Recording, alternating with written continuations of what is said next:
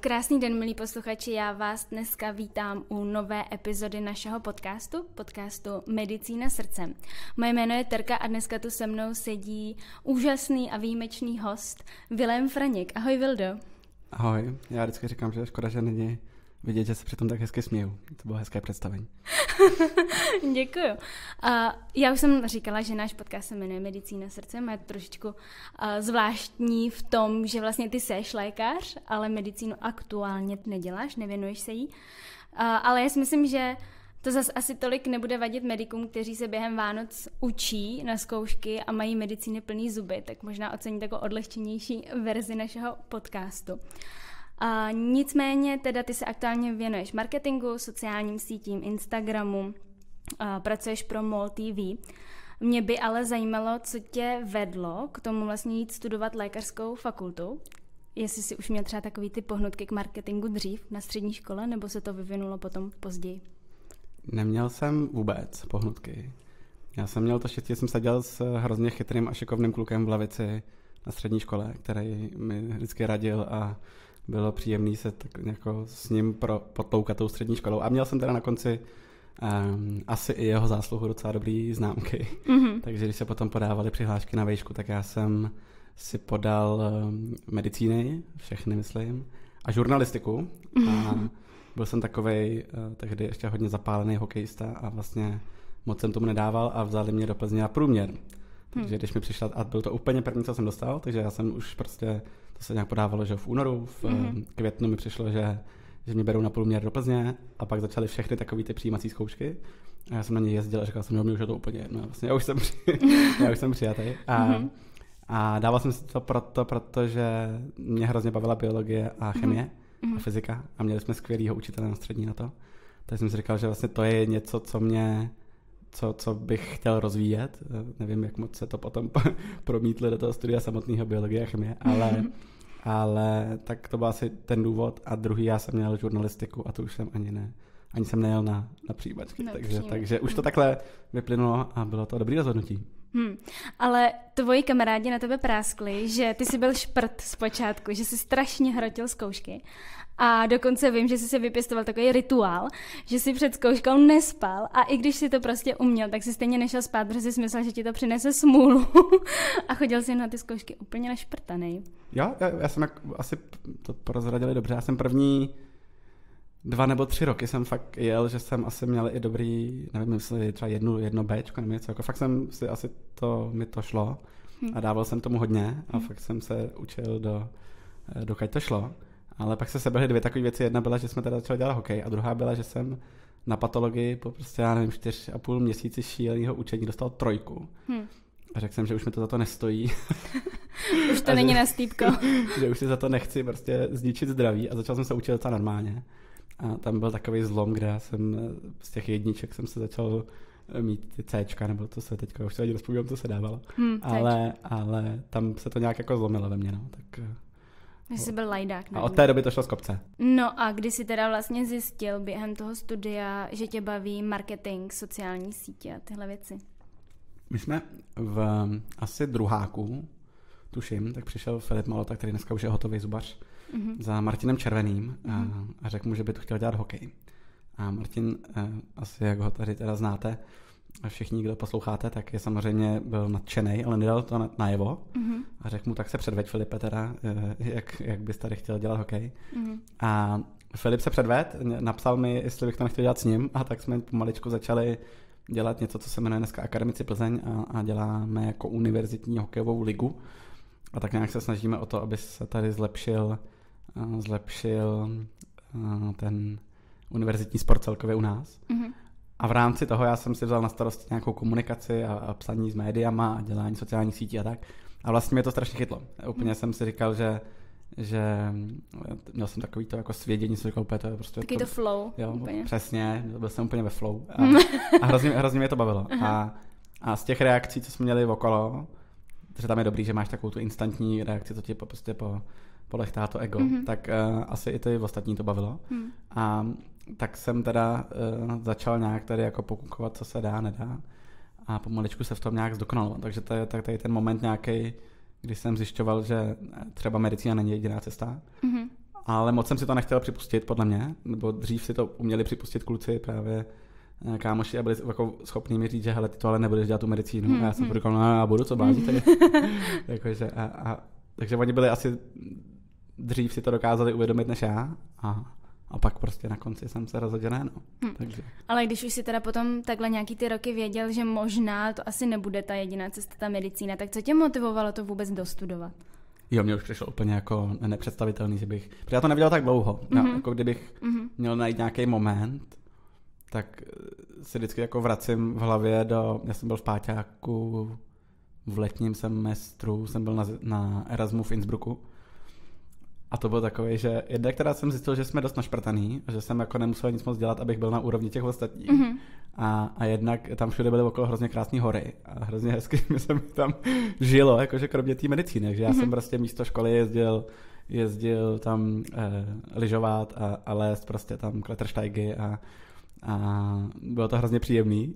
Říkám si, to je docela hezký život, tak když nechci být zavřený v té nemocnici. A do toho, to byl ten stejný moment, kdy já jsem začal už něco dělat tehdy pro internetovou televizi Stream. Takže a tam jakoby jsem začal jsem za to brát peníze, za to, že jsem tady někam něco postuju a nějak se jako s někým komunikuju.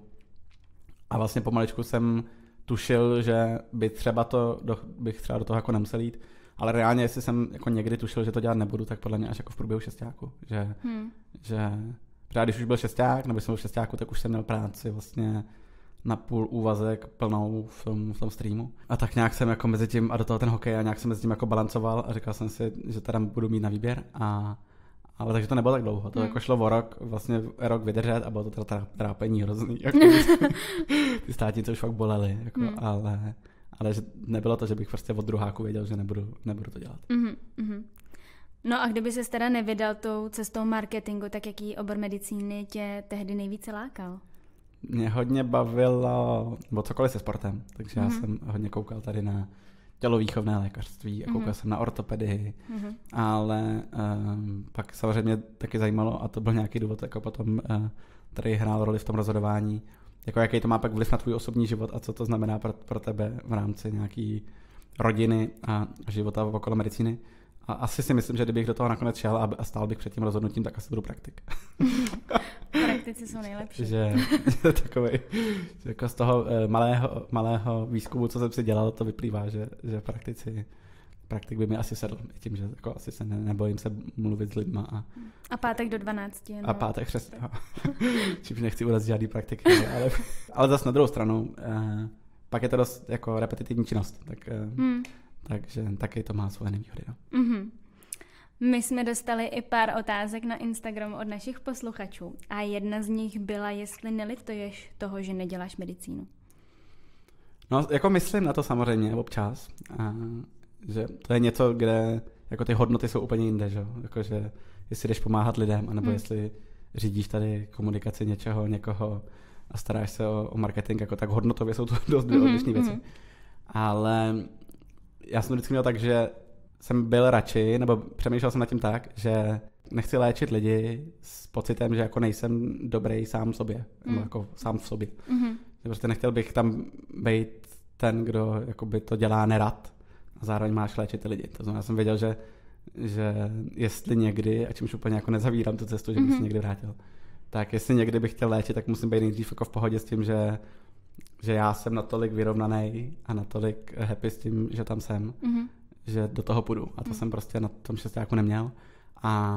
Takže jsem se teď prozatím rozhodl takhle a vlastně nelituju toho ani to, že jsem tu těch 6 let strávil, protože to nabídlo, nebo tak jednak mi to teda otevřelo i ty hokejové cesty, protože nevím, jak asi bych se k tomu někudy dohrabal, i kdybych studoval, nevím, VŠE nebo marketing. Ale vlastně jako to všechno, co to přineslo s sebou, ať už ty lidi, nebo tady ty pracovní příležitosti, nebo to, co jsme tady jako nechali za sebou, tak jsou to hrozně hezký věci. A kdyby jsem to jako nestudoval, tak tady nic takového neděláme a Bůh ví, co dělám a kde to dělám. Takže nikdy zatím. A láká tě teda potom nastoupit do nemocnice? Jako máš ty dveře otevřený teda, jo, pořád? No jako, měl jsem takový jeden výstřel teďko v první vlně covidu. Že jsem chtěl si nastoupit do nemocnice. Já jsem se dokonce zapsal, že já jsem nejsem ani v lékařské komoře. Aha. Takže než jsem se jako nabídnul těm nemocnicím, tak jsem si zapsal do lékařské komory. Tak jsem byl prostě u nás, tam v Praze jsem se šel do nějaký té oblastní kanceláře, tam jsem podsunul prostě pod dveře nějaký papír, že se zapisuju. A už jsem jako byl připravený, že když někdo povolá, nabít jsem se tam prostě na Františku a na Bulovce a tak, že jsem ready prostě obléknout bílý pláštík a něco dělat.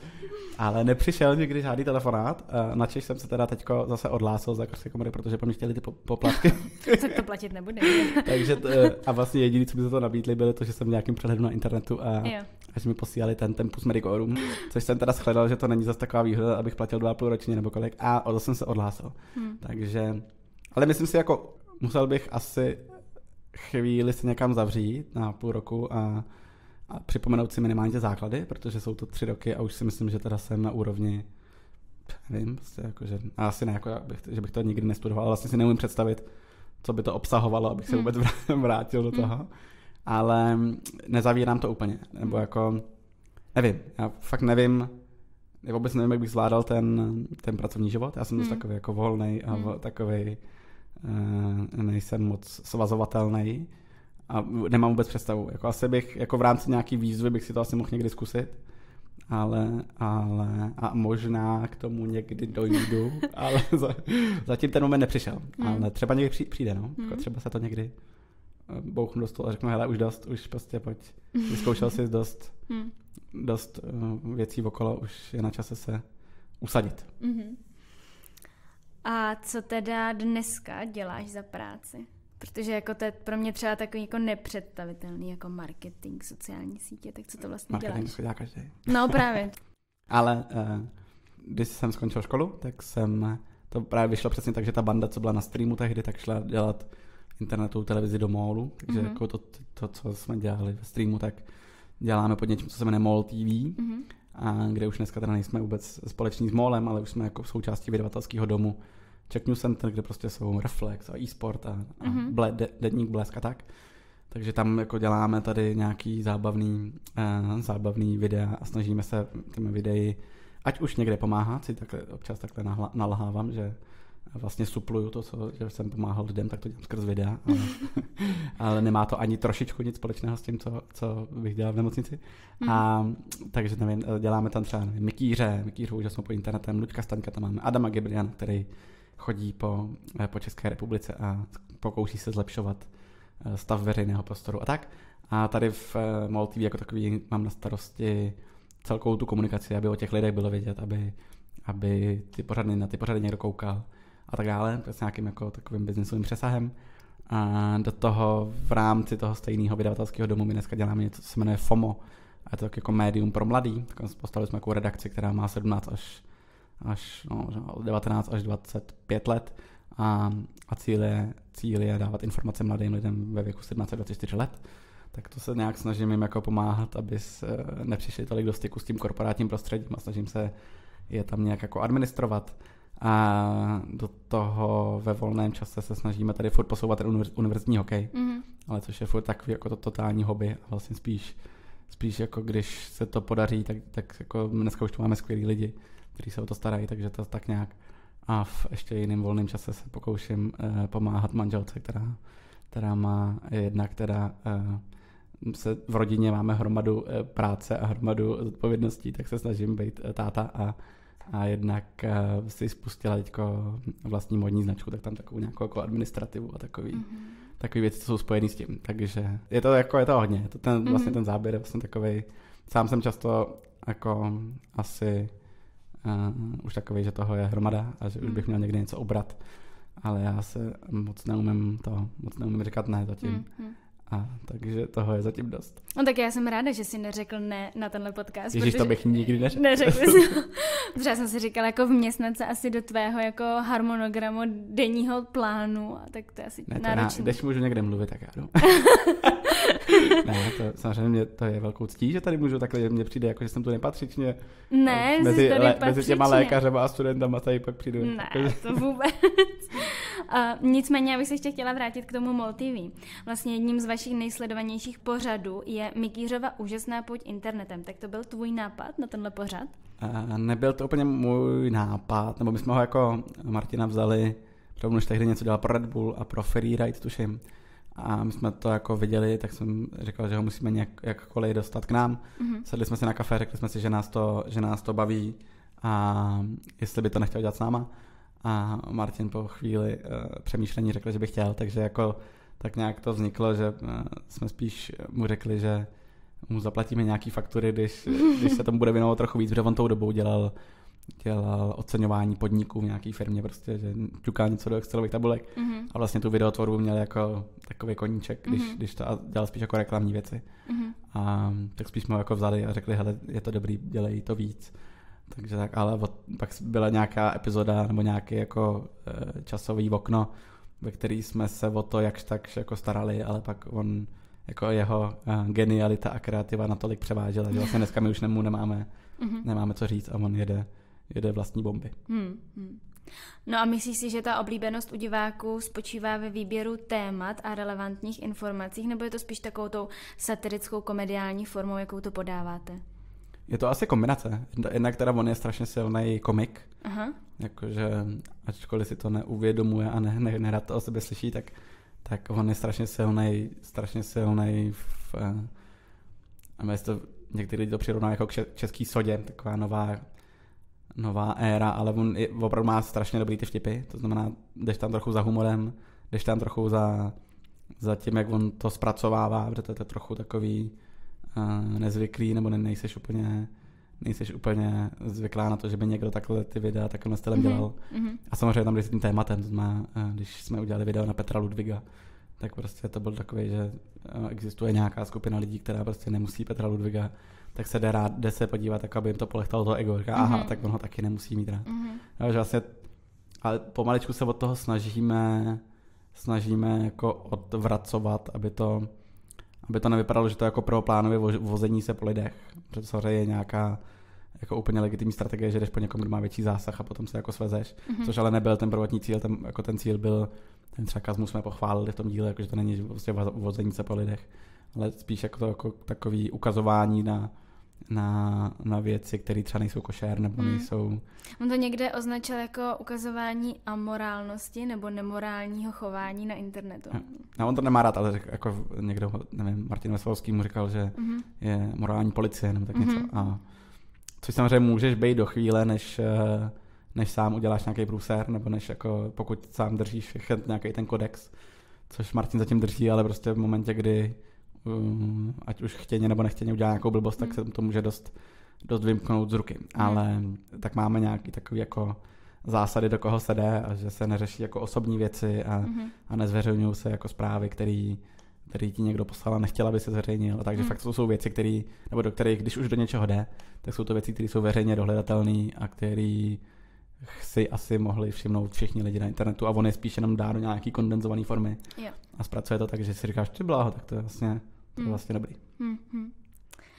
No, tak já přeskočím trošičku dál. Další otázka od našich posluchačů byla, jak moc ovlivnil tvou kariéru fakt, že je tvoje manželka Markétka známá na sociálních sítích?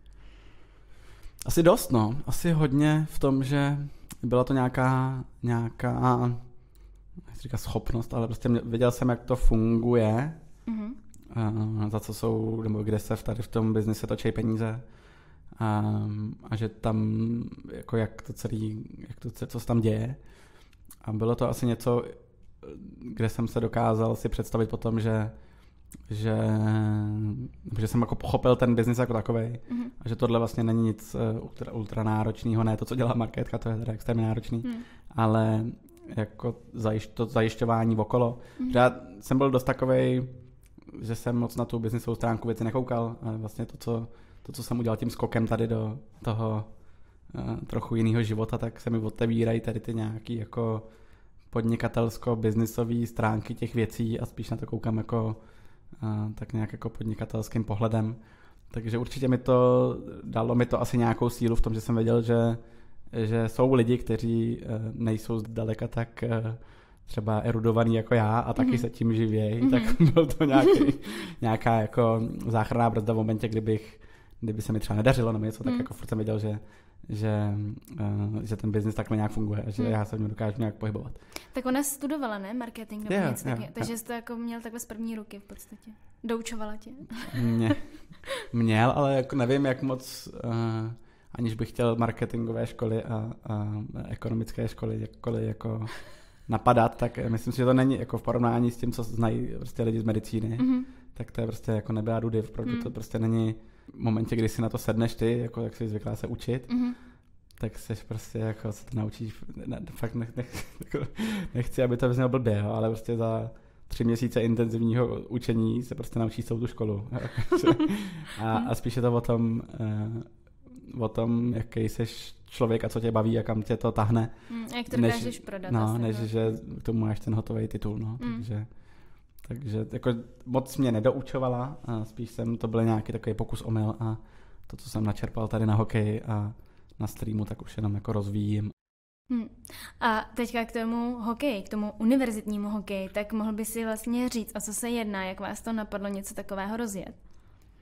Tak já jsem už říkal na začátku, že to přišel Filip, protože hrál ve Zlíně, tuším, takovou tu Evropskou univerzitní hokejovou ligu a řekl, že bych chtěl prostě tady, protože on nikdy byl úplně zarytý student, prostě jako tady třeba já v prvních ročnících. A on rovnou přemýšlel nad tím, že co já budu dělat k tomu, že prostě já nechci jen studovat, říkal, co se jako, kde se zabavím mezi tím. Takže on byl rovnou takový jako podnikavý, předtím podnikal, jako do dneška podniká.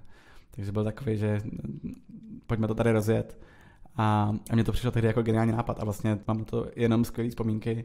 Hrozně mě to naučilo ve stylu jako nějakého manažerského, komunikačního, jako od schánění dotací přes vypisování nějakých projektů, přes nějaký prostě soft skills a tak vlastně bylo tam od všeho něco a osobně jsem na tom podle mě docela dost vyrost, takže pro mě super a to jediné, co to má za cíl, je prostě ukázat jednak veřejnosti a jednak těm lidem, že prostě můžeš při plnohodnotném studiu furt sportovat a nemusíš na to kašlat.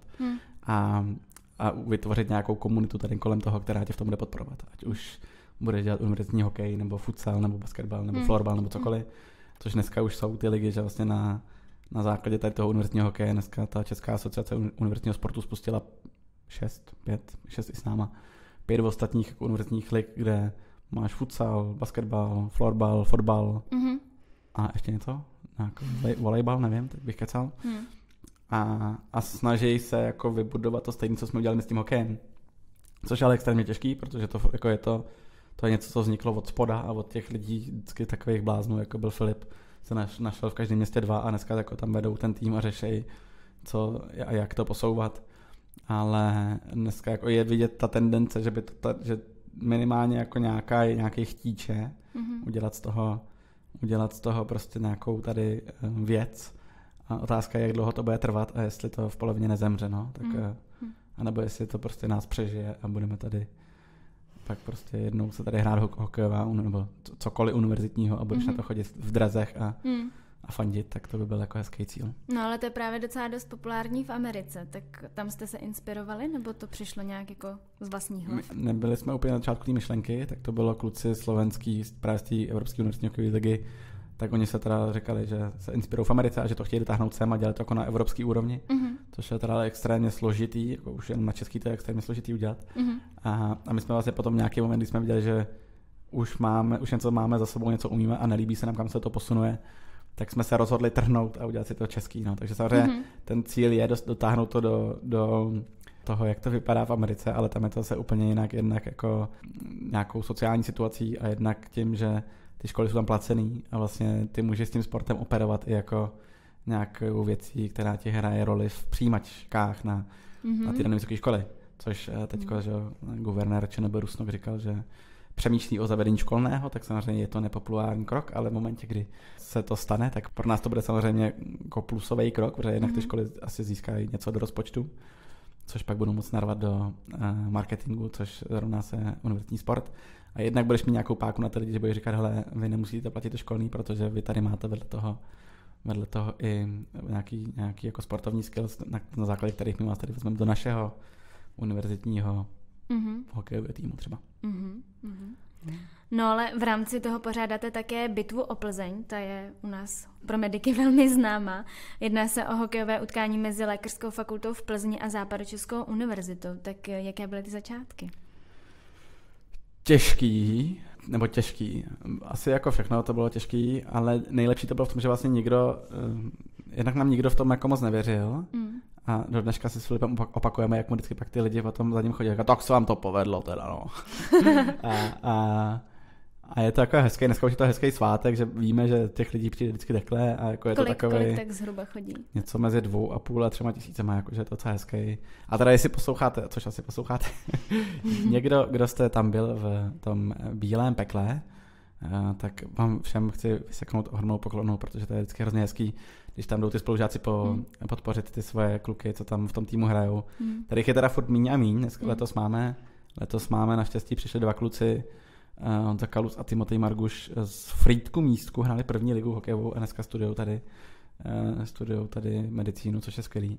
Ale vlastně tehdy se sešlo něco asi unikátního, protože nás tam tehdy, když my jsme byli v prváku nebo druháku, tak nás bylo třeba 12, 13, 14 hokejistů, že jsme reálně byli schopni postavit ten hokejový tým.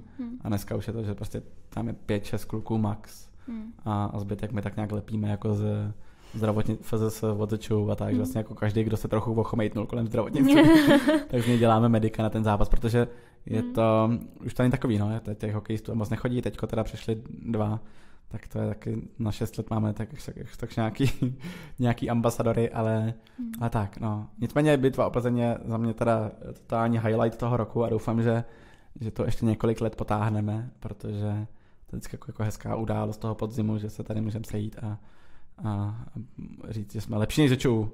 A že jim tu jídelnu vyžerem, nebo jak to říkáte. Jo, je to skvělý. Jakože vlastně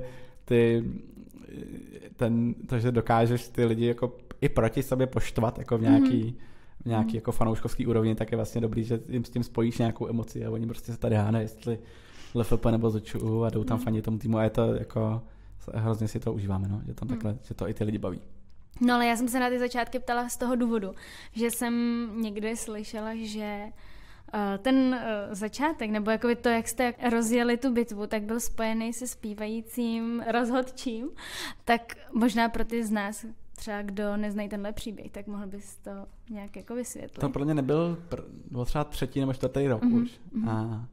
A to bylo jenom, a možná to byl jako tak nějaký moment, kde jsme si řekli, hele, tak vlastně děláme to docela dobře, pojďme to dělat někde za peníze. Ale to bylo vlastně o tom, že my jsme věděli, že máme kluka, který je rozhodčí a zároveň studoval tehdy damu a hrál tady v divadle. A že by nás bavilo ho někde jako zapojit do programu a zkusit ty lidi tak trošku jako trošku poškádlit tím, jestli si budou myslet, že to je fakt jako náhoda, anebo jestli je sehraný.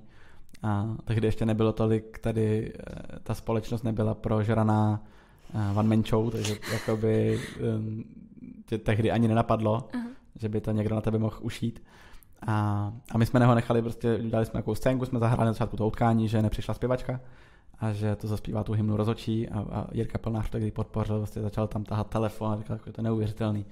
Chtěl to natáčet, prostě a teď ty lidi to natáčeli a my jsme z toho pak vyhodili takový video, který vypadalo, jako že jsme to vůbec nečekali. No, a bylo to jako hezky, vlastně se to hezky vyvrbilo v to, že druhý den nám volali prostě od Evropy 2 přes Novu a všichni jako se ptali, jak moc to bylo hraný a jak moc... No a co jste jim řekli? Jo, že to byla totální náhoda. Že a vlastně až třeba 3-4 roky potom jsme začali říkat, že to bylo hraný. Ale to jsme ho nechali zaspívat znovu, jakože spíš takovou vzpomínku, že jsme ho tam prostě vzali a nechali jsme ho zaspívat, ale to se nám asi těžko bude už někdy překonávat. Jednak ta situace je dost složitá na tohle a jednak trumfovat tohle bude dost těžký. No a kromě univerzitního hokeje pracuješ také pro NHL. Tak jak ses k téhle práci dostala a v čem spočívá? No, tak to je taky jeden z věcí, kde jsem uplatnil tady v TVčku univerzitní hokej.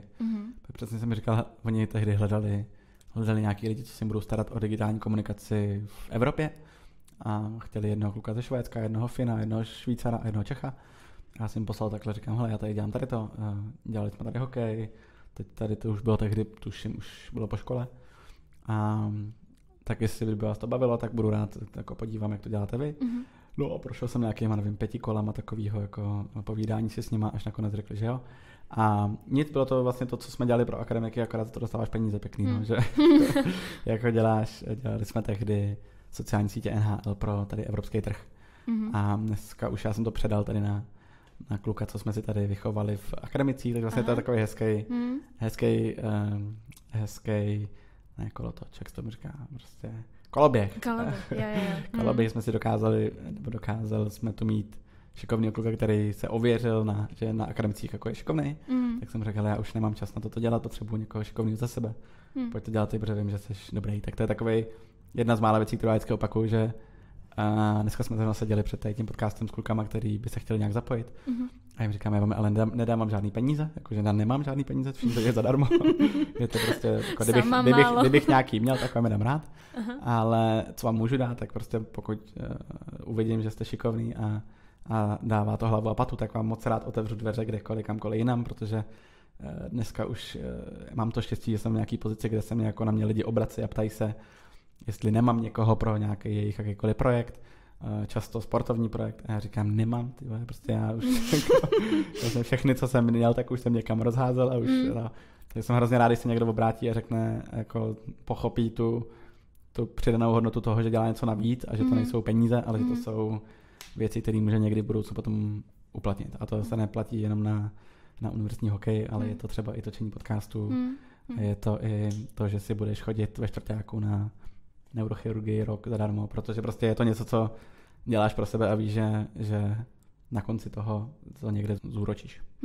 Je pravda, musím se přiznat, že vlastně já jsem za tebou šla taky hnedka ještě předtím, než ten podcast vůbec vzešel a ptala jsem se tě právě na radu, jak s tím začít a tak, takže ano, potvrzuji, lidé se na tebe obrací.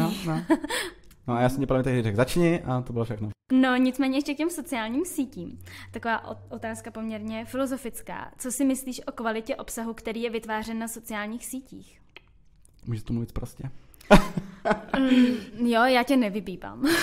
To v prdeli.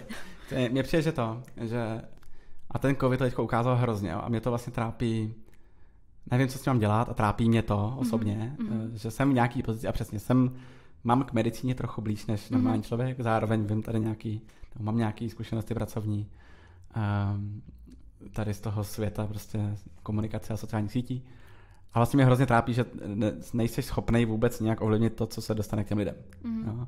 Je tu samozřejmě nějaká sféra jako influencerů, jako takových influencerů a to myslím, že prostě to tu vždycky bude a vždycky budou jako někteří, kteří jsou šílený a nic s tím neuděláš a vlastně jediný, co s tím můžeš dělat, je, že na to poukážeš, což se trošku snažíme s tím kýřem. Jo, že řekneš, hele, tyjo, není to úplně všechno úplně tak košer, jak by mohlo být.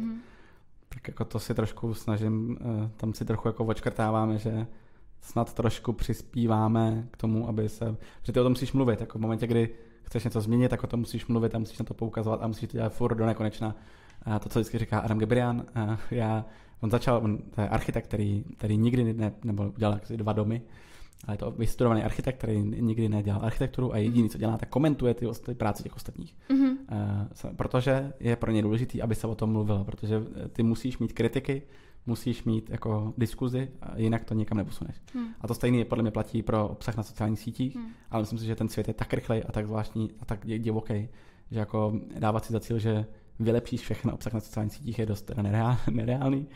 A myslím si, že ten člověk by si měl, nebo že ty lidi by si měli vybírat lidi, co sledujou a v momentě, kdy vám ten člověk nedává žádný smysl a nepředává vám něco, co byste chtěli, tak ho okamžitě jako odpálit, protože ty sociální sítě nejsou nic jiného, než to, že ty si to tam sama jako servíruješ. Jo? Samozřejmě někde ti tu a tam někde něco naběhne, co nechceš, ale vlastně, aby tě to nesežralo úplně, tak ten prostor musíš udělat sama pro sebe. To znamená, když prostě tě někdo štve a nedává ti smysl, tak ho radši, jako zavřeš se do bubliny neznáš už potom vůbec ten kontext těch lidí, ale od toho tady asi podle mě, jako, když to řeknu blbě, normální člověk není.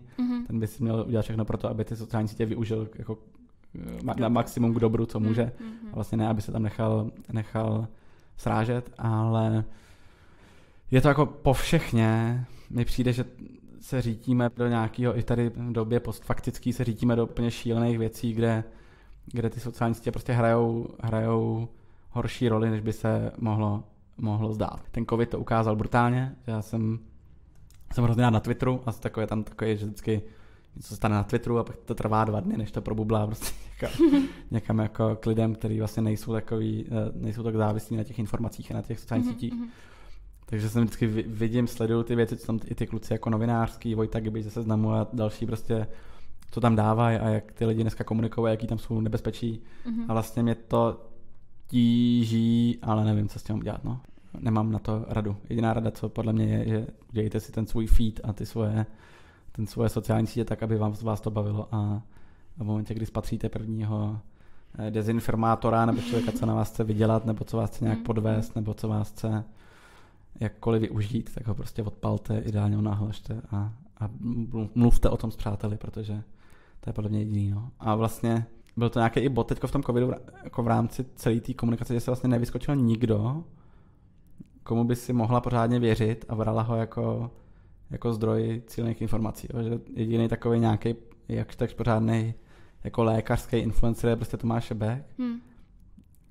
A vlastně nikdo kolem něj není. Máš tu prostě Honzu Vojáčka, který se ale zvrhnul do úplně jako prostě šíleností, protože říká líbivý věci a nějaká ta komunita na to slyší a jakoby než začal covid, tak to bylo ještě OK a pak začal covid a už se to zvrhlo do... Jo, ale taky má nějakou svou sílu, máš tu nejhorší, co vidím i v tím, že v tom trochu jsem skrz tu market, je to, že hrozně málo a hrozně špatně se prosazují jako introverti, lidi, co mají opravdu co říct, ale nejsou natolik otevřený, aby se to nebáli říct. A hrozně lehce, jednoduše a v dnešním světě fakt jednoduše se prosadí lidi, kteří umějí mluvit a jsou jako extrovertní povahou. Jo. Příklad úplně odinut, ale máš prostě Radovana Vávru. Radovan Vávra je prostě investor, bývalý ředitel Komerční banky, který se jednoho dne před rokem, nevím, rozhodl, že prostě bude všude. Začal psát na Twitter, začal dávat podcasty a prostě za ten rok a půl, kdy ho jako nikdo neznal, prošel veškerým celým tím internetem světem a pro půlku dneska lidí je prostě Radovan Vávra nějaký pojem, protože on se rozhodl a on chtěl a dneska jsou ty věci a ty média i ty sítě tak nastavený, že bereš toho, kdo má dosah. A zrovna v případě Radovana Vávry to nevadí, ale v případě, nevím, prostě doktora Hnízdila už to může být nebezpečný. Jo? A nebo Polerta. Prostě. A je to vlastně, nevím, jak se tomu dá zabránit, nebo vím, ale myslím si, že ty lékaři, jako zodpovědní lékaři, si řeknou, že to je prostě pod jejich rozlišovací schopnost a že se tomu nebudou vůbec věnovat.